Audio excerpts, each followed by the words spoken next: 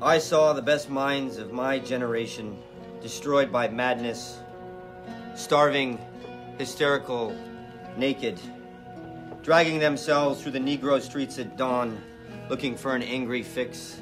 There's no question that Allen Ginsberg was one of the great poets of the 20th century. Moloch, solitude, filth, ugliness.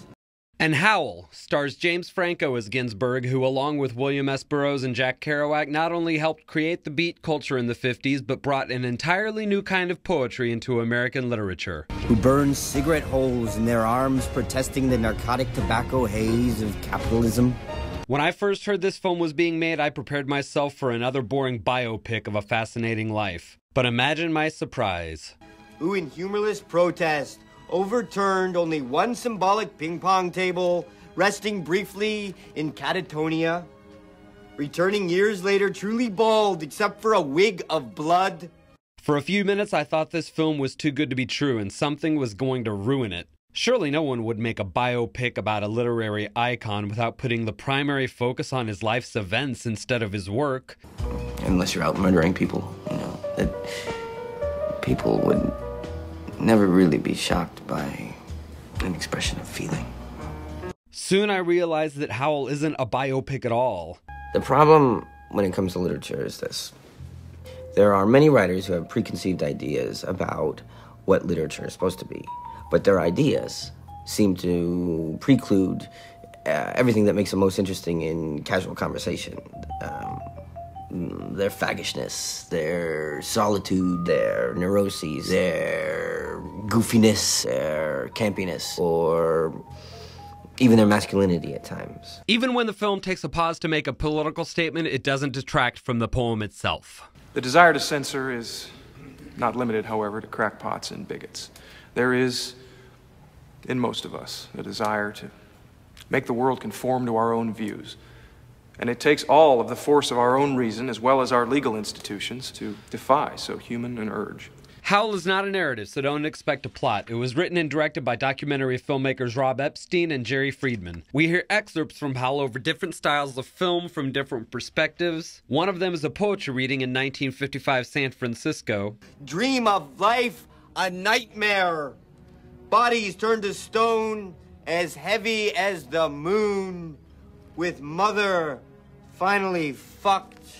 Then we have dizzying animation sequences illustrating some of Howl's imageries as Franco voices over. The animation sequences are done by John Hayes, who works on Yo Gabba Gabba, so you know the sequences are just going to be trippy as hell. Angel-headed hipsters, burning for the ancient heavenly connection to the starry dynamo in the machinery of night.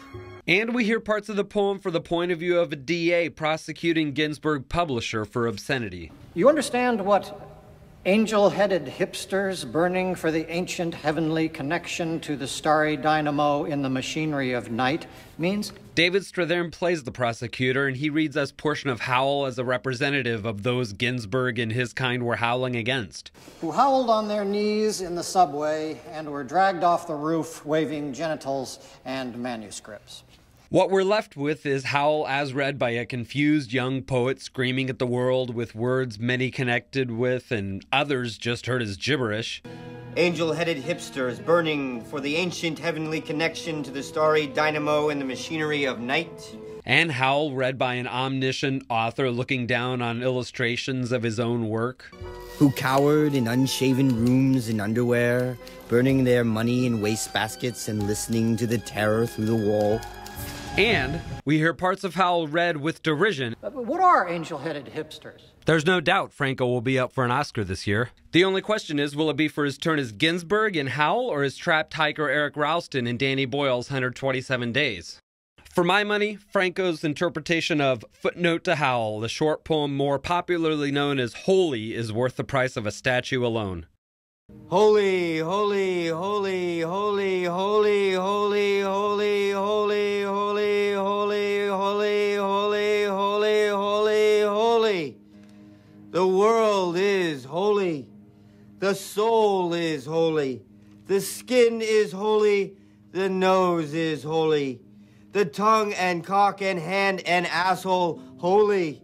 Everything is holy. Everybody's holy. I know there are movies yet to come that we haven't seen yet, but I'm going to make an early call and declare Howl the best film of 2010. The ability to commit to writing, to write the same way that you are. I'm the resident film snob. Suffering is what was born.